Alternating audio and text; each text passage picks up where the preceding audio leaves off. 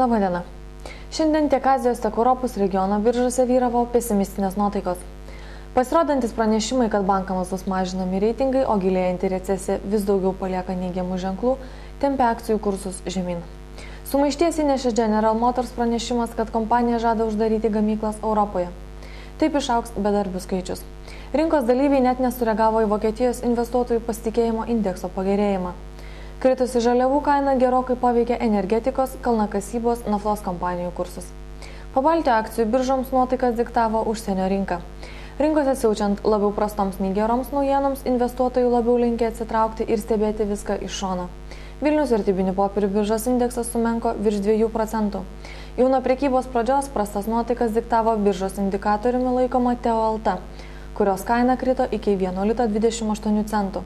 Akcijų kursą numušo Estijos tarpininkas išparduodamas kompanijos vertybinius popierius žemesnę kainą. Kiek aktyviau prekiauta bankinio sektoriaus akcijomis, kurios taipogi buvo spaudžiamos žemyn. Sugrįžo rinkos dalyviai ir į spekuliacinės pozicijas Klaipėdos nafta bei Lietuvos jūrų laivininkystė. Tačiau pastarosios buvo labiau išparduodamos nei perkamos. Akcijų kaina krito virš 5%. Dar šiandien investuotojams belaukiant Lifosos sausio mėnesio rezultatų, akcijų kaina krito daugiau kaip 3%.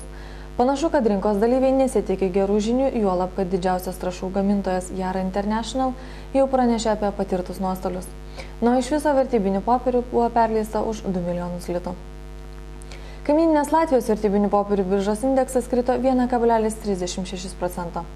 Didesnį svorį indekse turinčios Latvijos Ugniasybo akcijos kritusios virš 6% turėjo įtakos bendrai indekso reikšmiai. Didesnė apyvarta išsiskyrė kompanija All in Fine, kurios akcijų perleista už 8 000 Latvijos latų.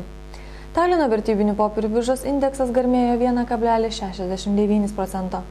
Sumažėjus tiesioginių sandorių skaičiui, biržos apyvarta siekia tik 206 000 eurų.